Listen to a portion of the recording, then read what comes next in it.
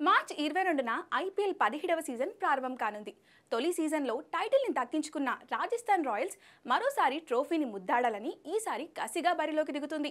అయితే జట్టులో స్టార్ ఆటగాళ్లకు కొదువు లేకపోయినా గత 15 సీజన్లలో ఒక్కసారి కూడా ఛాంపియన్గా నిలవలేకపోయింది. 2023లో ప్లే ఆఫ్స్కి కూడా చేరలేకపోయింది. పాయింట్ల పట్టికలో 5వ స్థానంతో సరిపెట్టుకుంది. కానీ ఈ సీజన్లో యువ ప్లేయర్లు ఫామ్లో ఉండటం రాజస్థాన్ రాయల్స్కు సానుకూల అంశంగా మారింది. యశస్వి జైస్వాల్, ధ్రువ్ జురేల్ జట్టుకు ప్రధాన బలంగా మారారు. అయితే కెప్టెన్ సంజు శాంసన్పై బాధ్యతలు మరిన్ని పెరిగాయి.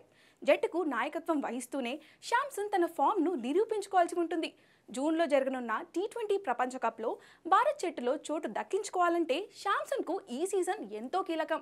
29 ఏళ్ల సంజు శాంసన్ 2015లో అంతర్జాతీయ క్రికెట్లో అరంగేట్రం చేశాడు. కానీ ఇప్పటికీ జట్టులో రెగ్యులర్ ప్లేయర్గా కొనసాగలేకపోతున్నాడు. జట్టులో తన స్థానాన్ని సుస్థిరం చేసుకోలేకపోతున్నాడు. దీనిపై శాంసన్ స్పందించాడు. టీమిండియాలో చోటు కోల్పోవడం గురించి మాట్లాడాడు. మనం ప్రపంచంలో అత్యుత్తమ దేశానికి క్రికెట్ ఆడుతున్నాం. వరల్డ్లోనే భారత్ నెంబర్ 1. దేశంలో ఎంతమంది ప్లేయర్స్ ఉన్నారు, ఎంతో టాలెంట్ ఉంది. అందులో కేరళ నుంచి వచ్చిన నేను టీమిండియాలో స్థానాన్ని సుస్థిరం చేసుకోవాలంటే ప్రత్యేకంగా ఏదైనా చేయాలి.